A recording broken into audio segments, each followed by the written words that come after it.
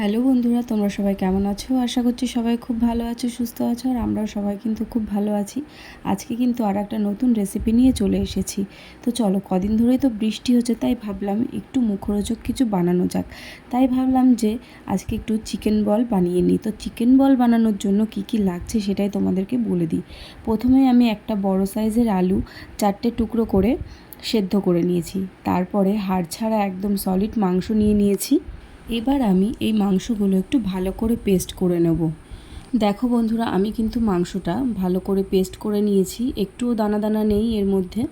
এরপর একটা পাত্রের মধ্যে আমি মাংসর পেস্টটা নিয়ে নেব। এবার আগের থেকে সিদ্ধ করে রাখা আলুগুলো এর মধ্যে দিয়ে দেব। এবার মাংস আর আলুটা একসাথে ভালো করে চটকে নেব।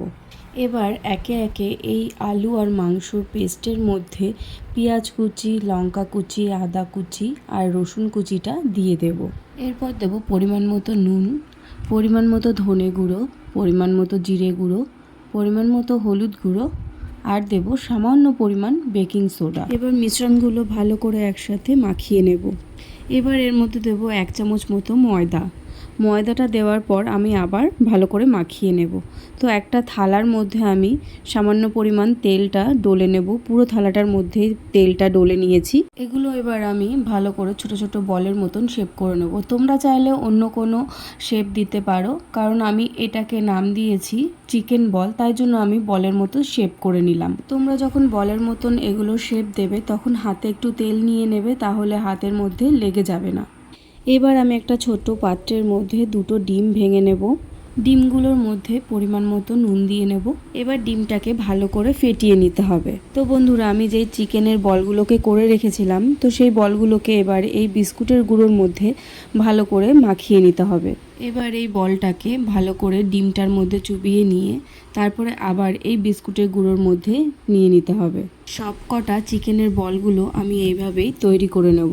এবার আমি গ্যাস ওভেনের মধ্যে কড়াইটা বসিয়ে অনেকটা তেল ঢেলে নেব। যেহেতু এটা ছাকা তেলে ভাজতে হবে, তাই জন্য আমি একটু বেশি করেই তেলটা ঢেলে নেব। তোমরা এখানে চাইলে সাদা তেলও ব্যবহার করতে পারো। আমার কাছে সর্ষের তেল ছিল, তাই জন্য আমি সর্ষের তেলটাই ব্যবহার করলাম। তেলটা গরম হওয়ার পর আমি একে একে চিকেনের এই বলগুলোকে তেলের মধ্যে দিয়ে দেব ভাজার জন্য। একটুখানি উল্টে পাল্টে 2-3 মিনিট ভাজার পরেই এই বলগুলো কিন্তু পুরোপুরি ভাজা হয়ে যাবে। তো বন্ধুরা দেখো, চিকেনের বলগুলো কিন্তু ভালো করে ভাজা হয়ে গেছে। এবার আমি চিকেনের বলগুলোকে নামিয়ে নেব। এবার এই চিকেনের বলগুলোকে একদম সুন্দর করে সাজিয়ে পরিবেশন করে নিতে হবে। তো আজকের আমার এই রেসিপিটা তোমাদের কেমন লাগলো অবশ্যই কিন্তু আমাকে কমেন্ট করে জানিও। আর একটা নতুন রেসিপি নিয়ে তোমাদের সঙ্গে খুব তাড়াতাড়ি দেখা হবে। তোমরা যারা যারা আমার চ্যানেলে আজকে প্রথম রয়েছো, তারা অবশ্যই আমার চ্যানেলটাকে সাবস্ক্রাইব করে দিও। আর পাশে থাকা বেল আইকনটা অবশ্যই প্রেস করে দিও, যাতে আমার প্রত্যেকটা রেসিপি তোমাদের কাছে পৌঁছে যায়। তো আজকের মতন টাটা।